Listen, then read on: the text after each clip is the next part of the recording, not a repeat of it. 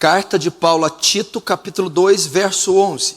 Porque a graça de Deus se há manifestado, trazendo salvação a todos os homens.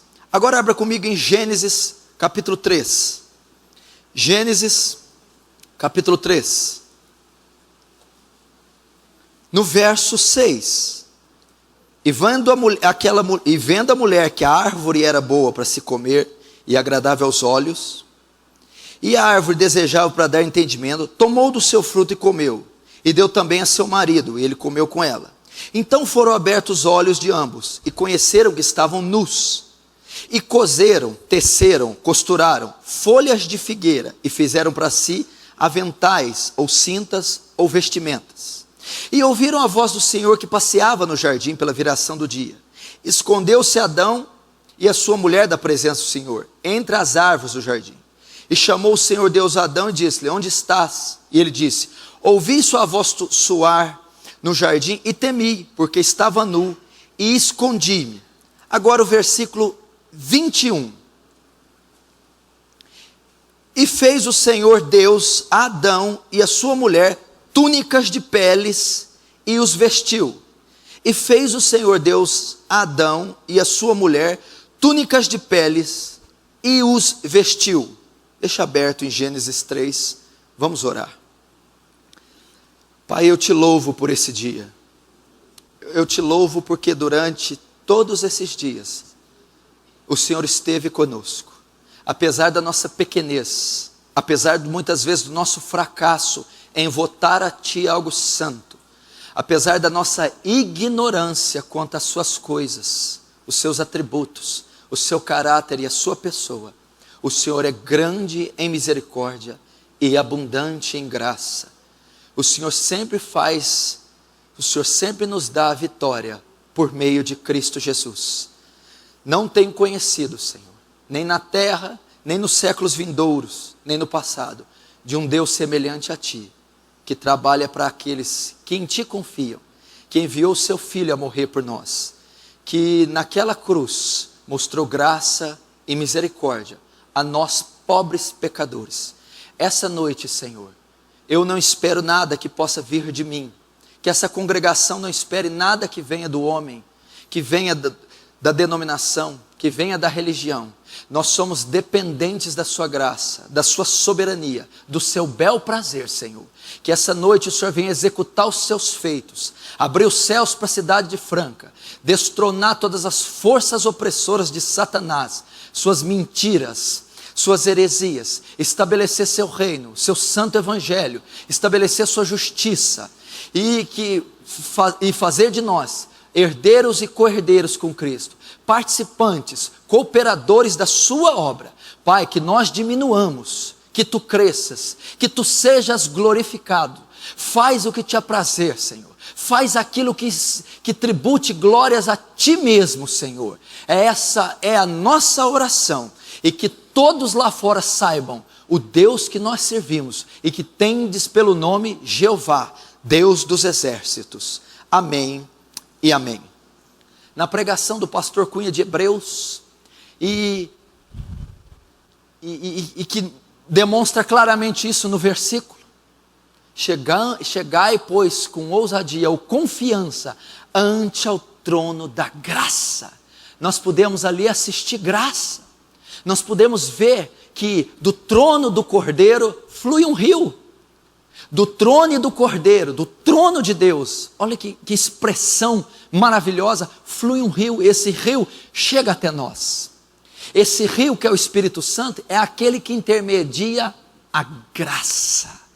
Então do trono do Cordeiro flui graça abundante, gloriosa, sobre nós pecadores, sobre a igreja, sobre os descendentes de Adão. Graça é o vocábulo mais lindo que o Novo Testamento possui. Graça é a palavra ímpar, una, que só o Evangelho tem. As religiões têm misericórdia, as religiões têm amor, as religiões têm perdão, as religiões têm juízo, mas só o Evangelho tem graça. Só o Evangelho de Cristo tem graça. O que é graça? o favor imerecido, benevolente sobre nós.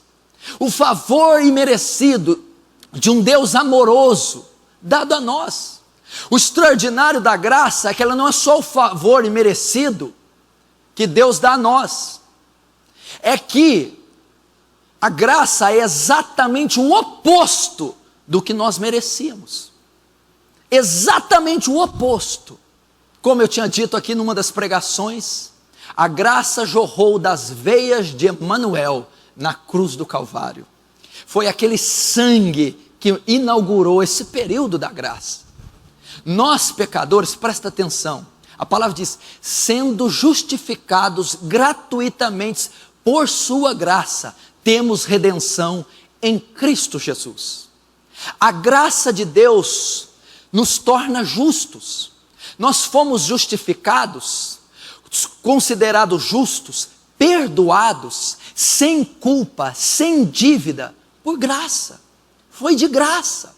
Alguém pagou a dívida, alguém fez todo o trabalho, alguém cumpriu toda a justiça de Deus e nos entregou essa justiça, e nos entregou esse dom pela graça.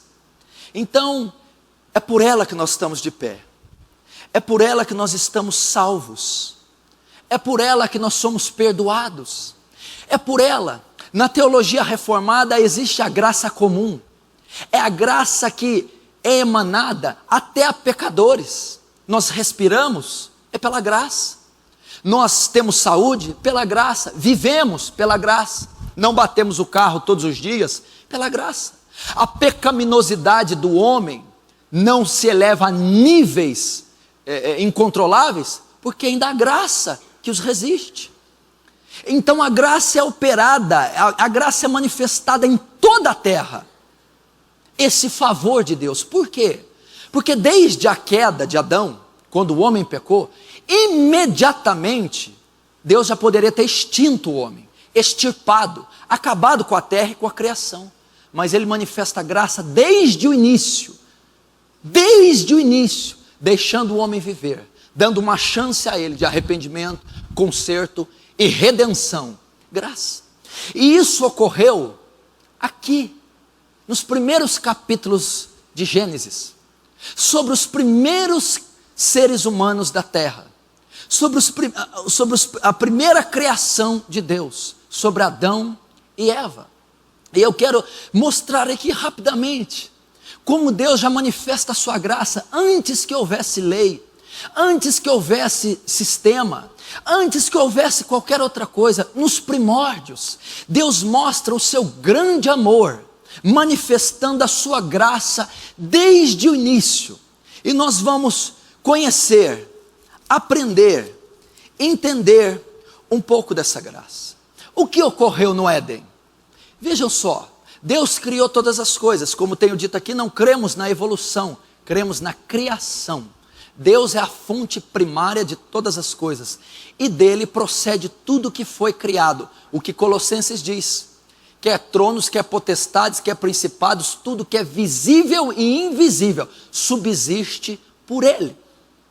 No princípio era o verbo estava com Deus e o verbo era Deus. E tudo que foi feito por ele. E sem ele, nada do que foi feito se fez. Ele é a fonte. Ele é o início de todas as coisas. A Bíblia diz, no princípio criou Deus os céus e a terra. No original, já abre com Deus. Deus, no princípio, criou os céus e a terra. Ele abre a escritura com a própria existência dele. Deus cria todas as coisas. Cria céus e terras. E ele faz o universo muito bem organizado. E ele cria o homem, Adão e Eva. E o institui no Éden, para ser o seu líder, para ser o embaixador dele, o administrador do Éden, da terra, do paraíso. E ele coloca apenas um princípio a não ser quebrado, uma lei. De todas as árvores, de tudo que é construído, você pode tocar, você pode usufruir. Mas da árvore do conhecimento do bem e do mal, nela não toqueis, porque o dia que tocar, morrereis. Essa foi a condição para o homem viver bem, em plena e absoluta comunhão com Deus. Deus vinha todo dia, na viração do dia, ter com o homem, e ele não podia tocar naquela árvore.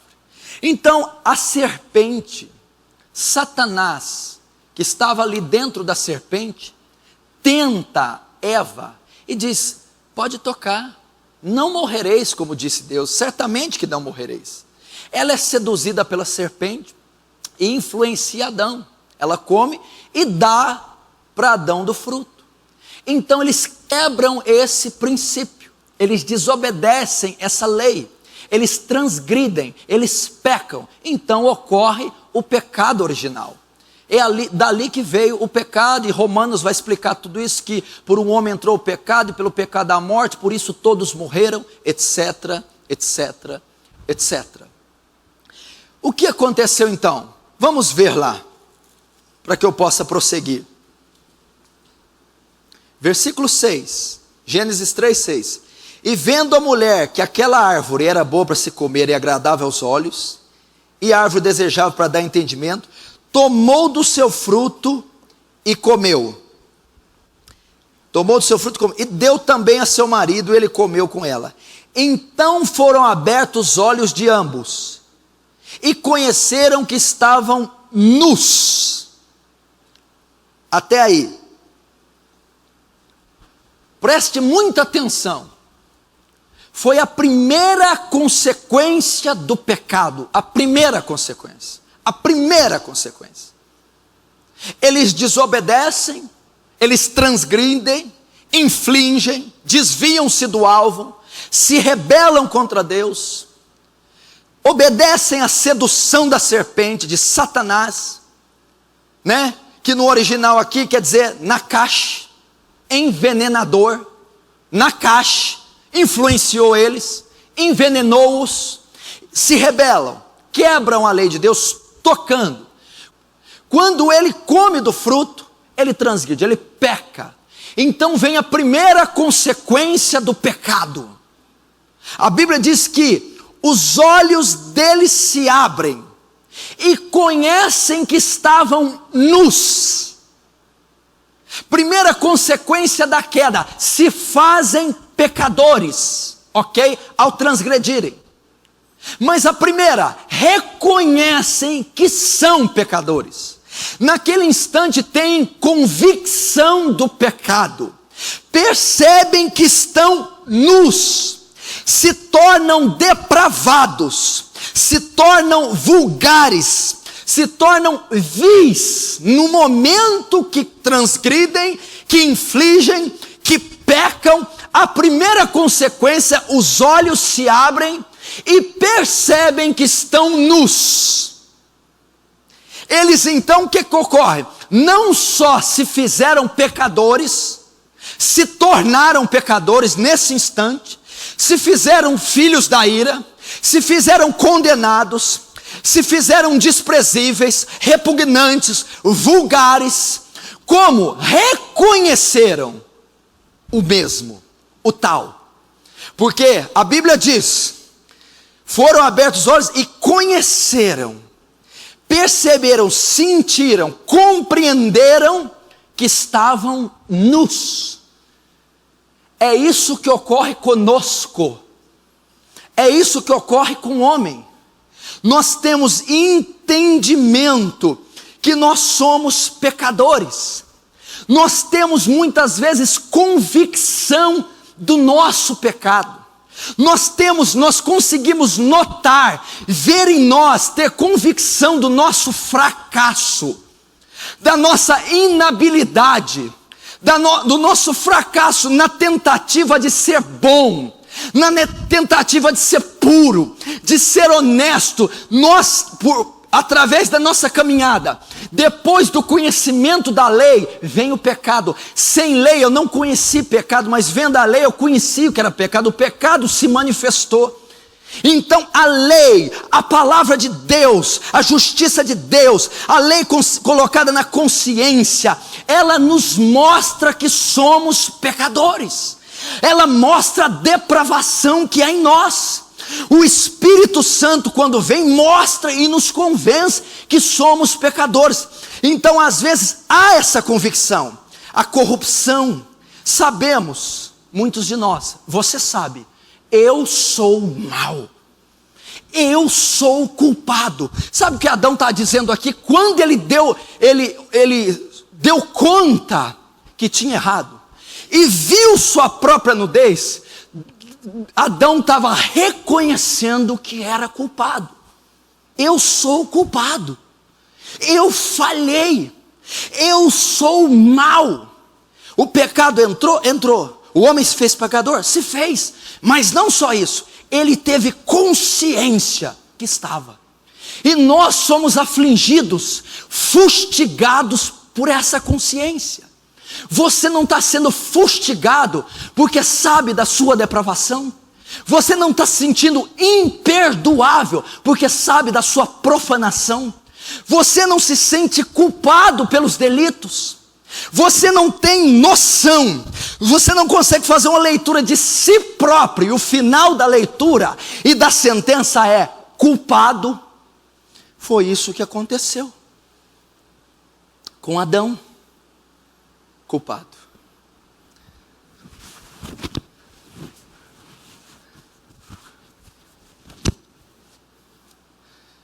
Culpado. É o grande mal que nos assola.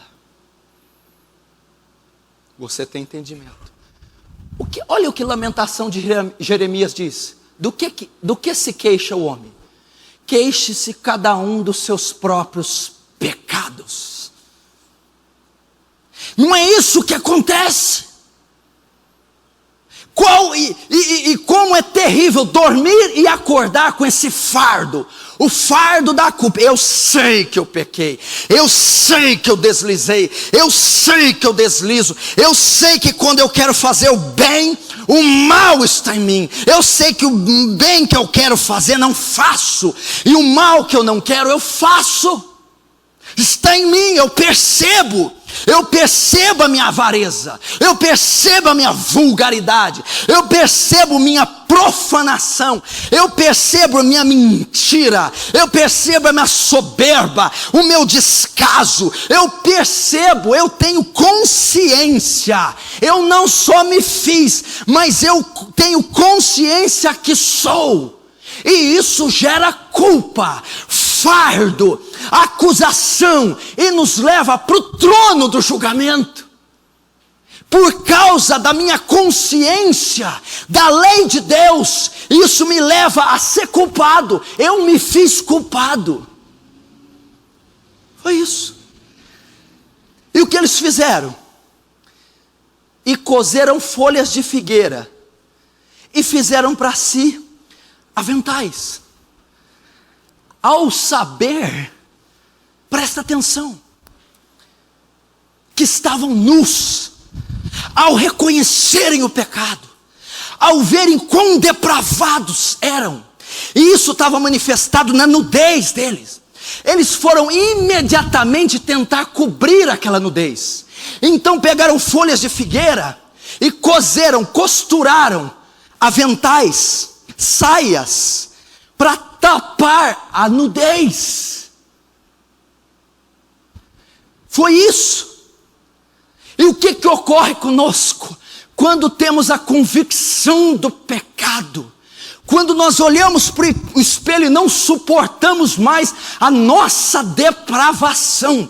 Quando fazemos uma análise da nossa mente e descobrimos que ela é um sepulcro caiado, que ela é um receptor de imoralidade, que ela é um centro convencional onde são debatidos concílios pornográficos. Quando o nosso coração é um ajuntamento, um aglomerado de maldades, maledicências, rancores e vinganças. Quando em nosso sangue, o que circula nas nossas veias é iniquidade, é transgressão. Nós imediatamente vamos tentar tapar essa transgressão, anular essa iniquidade, o peso opressor que ela causa. Nós vamos de forma terrível, nós vamos com avidez tentar suprimir essa descoberta. do pecado. O que é isso aqui? Fizeram para si. Vamos tentar esconder o pecado com as obras, com a bondade, com a caridade, com a piedade. Fizeram obra, cozeram, construíram a própria justificativa. Tentaram se justificar por obras. Aí é que vem toda a gama de religiões tentar adquirir a salvação pelas obras, a autoflagelação, a autopunição, as obras da lei, a observância da lei, a bondade própria, as obras de caridade, as obras sociais, para na tentativa de encobrir nossa corrupção, de encobrir nossa nudez, de encobrir nossa canalice, nosso pecado. Foi o que Adão e Eva fizeram. Porque a Bíblia diz, presta atenção, imediatamente, logo após saberem que estavam nus, foram correndo cozer folhas. Imediatamente. Isso ocorre com você. Quando você vê sua depravação, quando você sabe ao que ela vai levar, a juízo, a condenação. Quando você entende isso, você imediatamente vai tentar sanar os efeitos dela, os efeitos da nudez. E muitas pessoas estão desse jeito, desesperadas, lutando contra a sua depravação, lutando contra a pecaminosidade, lutando contra a pornografia, lutando contra os vícios, lutando contra o orgulho, a soberba, a altivez, a depressão, a avareza, a arrogância, lutando contra a timidez. De alguma forma tentando amenizar a nudez, tapá-la, cobri-la, amenizar o pecado, cobri-lo, justificá-lo, deixá-lo mais leve, superficial. Como? Com as obras. Tentando orar 2, 3, 5 horas. Tentando jejuar de forma até morrer. Tentando doar todos os bens e até, se possível, o corpo para ser queimado. Tentando chorar, passar noites em claro, fazer qualquer coisa, tentando distribuir propriedades na tentativa daquilo amenizar o pecado, na tentativa de ser aceito, de ser bom, de ser de alguma forma justificado. Foi isso que Adão e Eva fizeram. Você lembra de um pedaço do filme do Martim Lutero? Pode não ser um dos melhores filmes aquele filme, mas ele traz muitas coisas interessantes. Aquele homem se punia, e a história também diz isso, porque ele tentava ser justificado pelas obras da lei, porque a igreja católica ensinava, na época de Lutero, que a salvação era por obras, e Lutero não conseguia fazer essas obras. Lutero não conseguia ser bom. Lutero tentava ser bom, não conseguia. Tentava amar, não conseguia amar. Lutero tentava ser piedoso, falhava. Então ele se punia, ia para quarto, se flagelava, fazia penitências próprias, pessoais, ficava de joelhos, jejuava, não dormia, não comia, não bebia, tentando adquirir a salvação, a aceitação pelas obras. Então aquele monge agostiniano quase surtou na sua época, quase surtou, achava-se sujo demais para ser padre, achava-se miserável demais, podre demais, porque ele cria que a aceitação, que a salvação, a justificação vinha pelas obras, vinha pela bondade dele, pelas ações dele. Invariavelmente ele falhava, porque ninguém consegue ser bom o suficiente aos olhos de Deus. Nossas obras são como trapos de imundícia, diz o Senhor. Deus diz: eu não aceito a aparência do homem. Paulo diz: miserável homem que sou, o menor dos apóstolos. como escaparei do corpo dessa morte? Foi isso que eles fizeram. Versículo 8. E ouviram a voz do Senhor, que passeavam no jardim pela viração do dia. Escondeu-se Adão e a sua mulher da presença do Senhor, entre as árvores do jardim. Só aqui dá para fazer uma conferência. Por que que Adão se escondeu? A depravação de homem, quando é comparada com Deus, ela é incompatível. Aqui está mostrando um atributo de Deus. Um Deus santo com um pecador. Imediatamente o pecador se esconde da santidade de Deus. Nem tinha encontrado. Ao ouvir a voz, a pecaminosidade de Adão o afastou. Então aqui nós temos uma declaração clara dos atributos de Deus e do principal: Deus é santo. Santo! E quando um pecador se depara com a tua presença, é insuportável. Deus é infinitamente santo, infinitamente justo, infinitamente reto. Se escondeu da sua presença. E chamou Deus a Adão e disse: onde está? E ele diz: ouvi tua voz soar no jardim e temi, porque estava nu. O que aconteceu?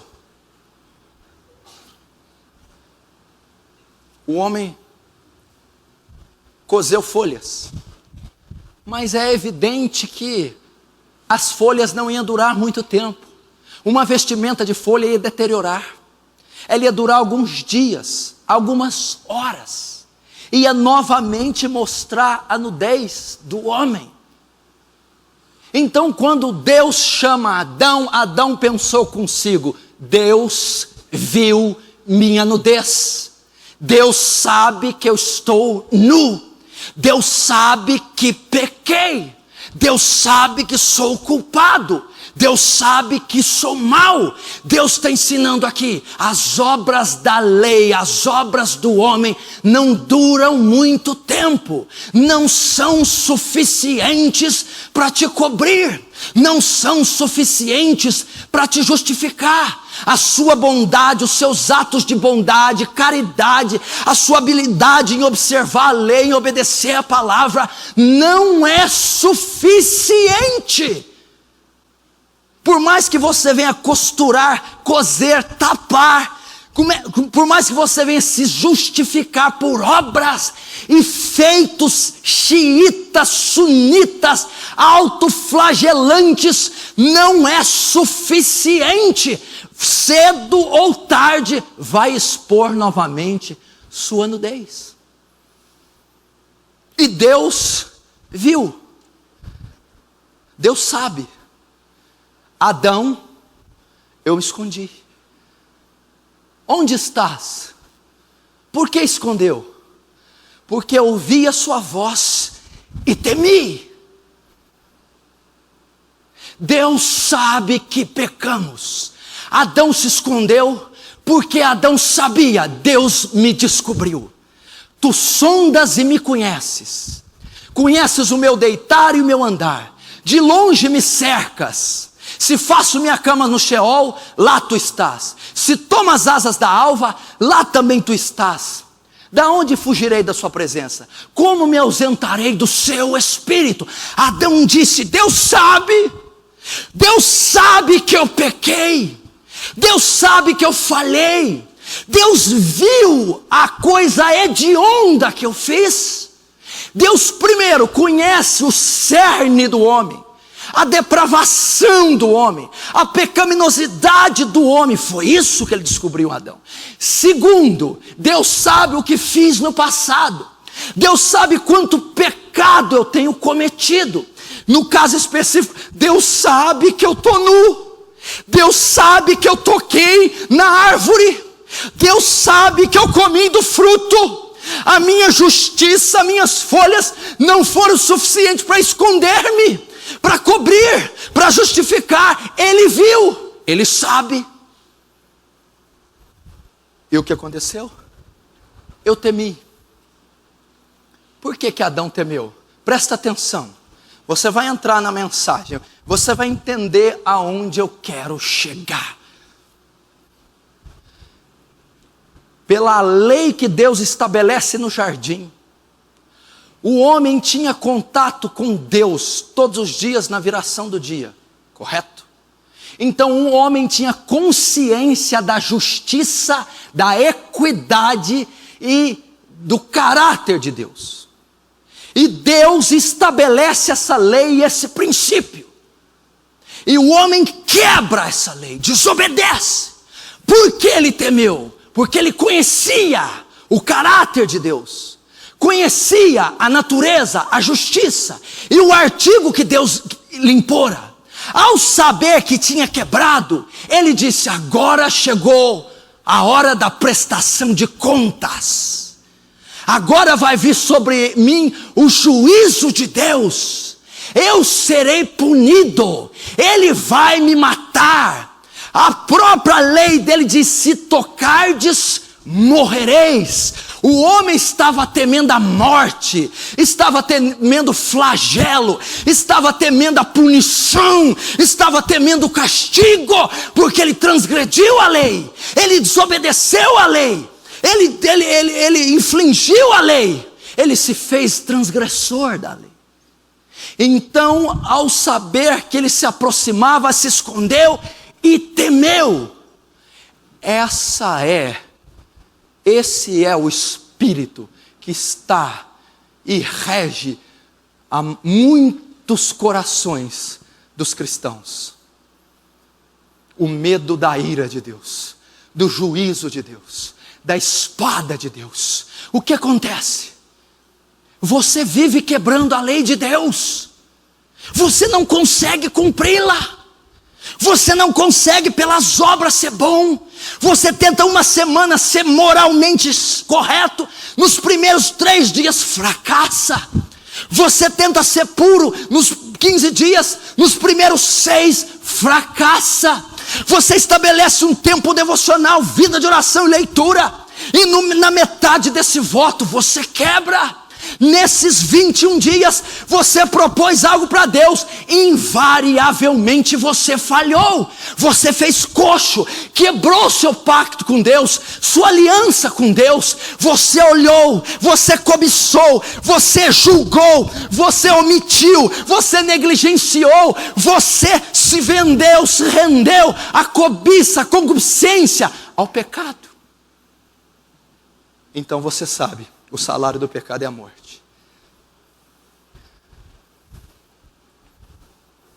Isso acontece com você, não é assim? E por conhecer a lei de Deus, o caráter de Deus, a justiça de Deus, você teme, você está com medo, você está fugindo de Deus, porque eu não conheço um Deus perdoador, eu conheço um Deus que se ira, eu conheço um Deus tirano, carrasco, um Deus que vai me punir, porque eu não consigo observar a lei. Ou talvez você não é dessa vertente. Não, eu conheço um Deus que é justo, e é plenamente justo Ele me condenar, destroçar e destruir. É plenamente justo Ele acabar com a minha raça, porque eu não mereço. Me fiz repugnante ao sair do ventre da minha mãe. Em pecado me concebeu a minha mãe, no seu ventre. Mas ainda assim você corre e se diz: não sou digno de estar no seu reino, não sou digno de ser aceito, porque invariavelmente quebro as leis dele diariamente, quebro as leis morais, quebro as leis civis, as espirituais, as humanas, onde tem uma lei estabelecida. Meu Deus, eu a tenho quebrado, eu não tenho conseguido falar a verdade sempre, eu não tenho conseguido amar sempre, se é que eu tenho conseguido amar. Eu não tenho conseguido ser justo, eu não tenho conseguido uma vida devocional regular, eu não tenho conseguido, eu tenho fracassado, eu pequei, eu estou nu. E sabe qual que é o sentimento que permeia a noiva do Cordeiro? Medo. Medo. Medo. Medo da ira de Deus. Medo do castigo de Deus. Medo da punição de Deus. Medo. Medo de ser morto por Deus. Medo de ser destruído por Deus. Medo de Deus. Isso ocorreu quando? Quantas pessoas estão assim? Não conseguem orar porque têm medo. E dizem, não sou aceito porque peco. Não sou perdoado porque o volume de pecados que procede de mim não podem ser perdoados. Pessoas que têm de extrema dificuldade de receberem o amor de Deus e dizem, não, eu estou nu, eu transgredi, e as folhas que eu cozi para me cobrir não foram suficientes. Como Deus pode amar uma pessoa assim?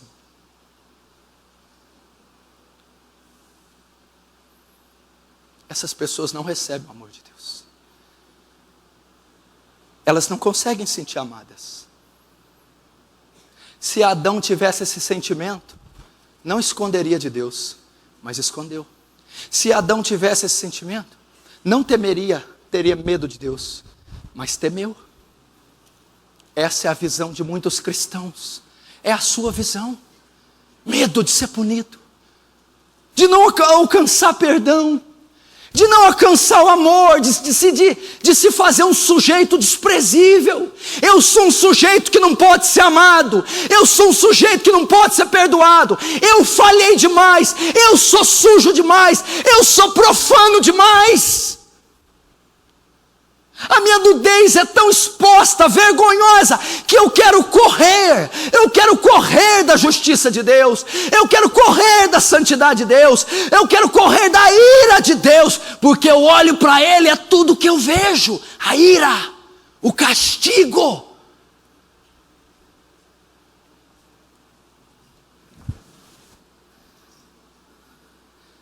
Adão,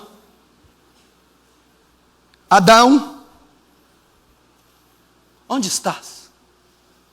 Por que se esconde? Senhor, comeste da árvore que eu falei para não comer? A mulher que me deste, Senhor, me deu do fruto. E eu comi. Deus estava dizendo para Adão, Adão, pecastes? Sim, eu pequei. Adão, violaste o primeiro artigo da lei? Sim, Deus. O segundo, Adão? Também. O terceiro? Também, Senhor. Todo o decálogo, os 10 mandamentos? Sim, Senhor. Todos os 10 mandamentos eu quebrei. Não cobiçarás, não adulterarás, não furtarás, não dirá falso testemunho, não tomarás o nome do teu Deus em vão, não farás para ti imagem de escultura, não terá outros deuses, não se ajoelhará diante delas. Eu fiz tudo isso, Deus. Eu quebrei seus sábados, seus dias santos. Eu fiz tudo, Senhor. Não é assim que a gente pensa? E o que leva você a crer? Deus vai me matar. Deus vai me mandar para o inferno. Deus vai acabar comigo, eu tenho medo, eu tenho pavor, eu não consigo mais ler, mais orar, mais ir a um culto, participar de uma ceia, me batizar, ou mesmo me converter, porque eu tenho muitos pecados, e eu tenho consciência que eles são vis, e eu tenho consciência da justiça de Deus, e então Ele vai me esmagar. Deus me odeia. Então mesmo o padre Martinho Lutero, chorando, se flagelando, vem outro frade e pergunta, o que você quer, Lutero? Um Deus misericordioso, um Deus que me ame e que eu possa amar. É só isso que eu quero, porque tudo que eu conheço é um Deus que nos mancha com pecado, nos pune em vida e nos envia para o inferno. Eu quero só um Deus misericordioso, um Deus que me ame e que eu possa amar. Talvez você é esse tipo de cristão, tem essa visão de Deus. Qual foi a reação de Deus? Realmente, a maldição caiu sobre a terra, correto? Com dores darás a luz para a mulher, do suor do teu rosto comerás. A terra produziu abrolhos e cardos, espinhos. E todo o sistema criacional foi afetado. Porém faltava a morte. Porque o dia que comerdes, morrereis. Houve morte espiritual, morte moral. O homem diminuiu a estatura de Cristo. Mas a física ainda não havia ocorrido instantaneamente. Qual que foi a reação de Deus? No versículo 21, ele cose, ele faz para ele túnicas de peles de animais. Correto? Preste atenção. Da onde aquelas peles saíram? De animais. Houve um sacrifício no Éden. Até então o mundo não conhecia morte. Nada havia morrido na terra. Nem um animal, nem um homem, nada. Não existia morte. Nada. E a Bíblia diz que quando pecasses, eles morreriam. E Deus então, pela transgressão, deveria despejar a ira dele sobre Adão e Eva, matando-os. Sabe o que ele faz? Ele apresenta aqui, no 3º capítulo da Bíblia, a maravilhosa graça. Ele então manifesta no 3º capítulo a maravilhosa graça, porque ele manifesta em todos os capítulos. Mas aqui de maneira contundente, ele mata um animal, verte o sangue do animal, para vestir a nudez de Adão, para apagar o pecado de Adão, para justificar Adão. Um animal foi morto, é um tipo da crucificação de Cristo, é um tipo da morte vicária de Cristo. O sangue a ser derramado tinha que ser de Adão, mas foi do cordeiro, foi de um animal. Ele foi imolado para que Adão fosse coberto com as suas vestes. Graça, graça. Deus não os matou de imediato. Deus preparou um sacrifício antes de Abraão antes de Abraão disser, Deus proverá. Deus proveu. Graça. Graça no Éden. Graça. Eu quero que você entenda um minuto aqui essa graça. Veja só, meu irmão, o cenário. Adão pervertido, Adão corrupto, pecaminoso, transgrediu, errou, falhou, foi vulgar, indecente, imoral, adúltero, maligno, mas ficou nu, desprotegido, condenado, julgado, nu. Mas Deus olha a nudez de Adão, de Eva, olha aqueles 2 filhos deles desprotegidos, à mercê da morte, do mal, do inferno. E ele usa de graça com eles, e como um pai, uma mãe, pega um bebê inábil, os cobre. Preste atenção, a Bíblia diz que Deus fez a veste, e Deus vestiu Adão. O próprio Deus vestiu, o próprio Deus encobriu a nudez de Adão, protegeu, perdoou. Quando eu estava preparando essa mensagem, eu vi você lá no Éden, eu vi você nu, eu vi você correndo, eu vi você doente, Eu vi você cheio de culpa. Eu vi você cheio de flagelo. Eu vi você cheio de iniquidade. Eu vi você exposto. Mas eu vi Deus te cobrindo, meu filho. Eu vi Deus escondendo você. Eu vi Deus não permitindo a sua nudez ser vista. Eu vi Deus te perdoando. Eu vi Deus mandando o filho dele morrer por você. Eu vi Deus dizendo assim: filho, por que me temes? Por que se esconde? Por que me enxergas com tirania? Usarei de graça com você. Usarei de amor com você. Não te punirei. Não te julgarei, não te condenarei, prepararei um sacrifício, prepararei um cordeiro, prepararei outro para morrer no seu lugar, e te cobrirei, e te guardarei, e te justificarei, e te perdoarei. Você é perdoado, meu irmão, não pelas obras da lei, pela sua bondade, não pelas suas folhas cozidas, costuradas, mas pelo sacrifício de Jesus. Um animal foi morto e verteu sangue. 2000 anos um homem foi morto e verteu sangue. E ele te cobre. O animal é morto e verte o sangue. Do sangue vem o quê? A cobertura, a graça. A graça que não imputa pecados, cobre. A graça que justifica, cobre. A graça que vivifica, cobre. A graça que pega a pele do cordeiro e os veste. A natureza do meu filho neles. A filiação neles. Mesmo não sendo nata, mesmo sendo jambuzeiros, coloca neles. A graça que me faz olhar para eles e ver a redenção do meu filho, o sacrifício do meu filho, que faz a cédula rasgada. A graça que faz o pecador justo, a graça que não imputa a transgressão, seja qual ela for, a graça. Pela graça sois salvos, por meio da fé.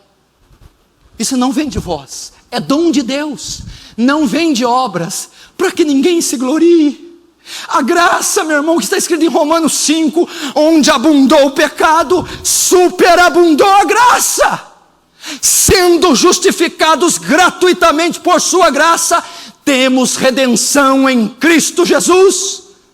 E o pecado não terá domínio sobre vós, pois não estáis debaixo da lei, mas debaixo da graça.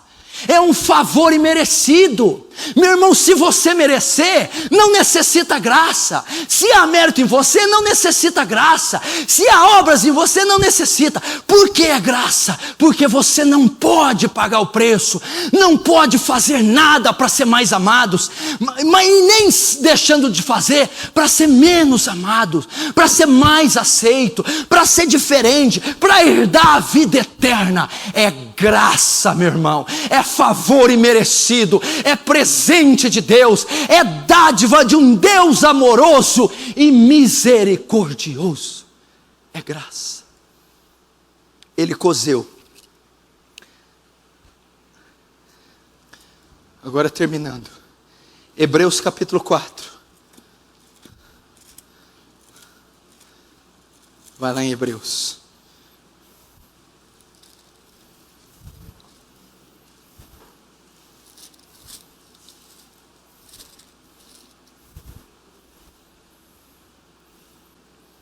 Olha o que diz: chegamos, pois, com confiança ao trono da graça, para que possamos alcançar misericórdia e achar graça, a fim de sermos ajudados em tempo oportuno.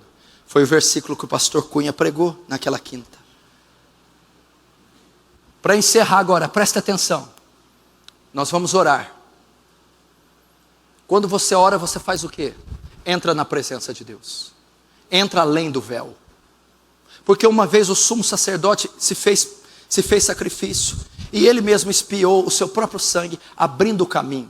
E uma só oblação, um só sacrifício foi suficiente. aberto o caminho, pago o preço, imolado o cordeiro, rasgado o véu. Ele diz a todos que se arrependem e creem no seu Filho: entrem véu adentro, mas entrem com confiança, pois lá não está o trono branco de juízo, está um trono de graça, para redimir pecadores, para perdoar ofensas, para transformar o mais vil e desprezível num filho de Deus. Entremos com ousadia. Ele está dizendo, meu irmão, o trono é de graça.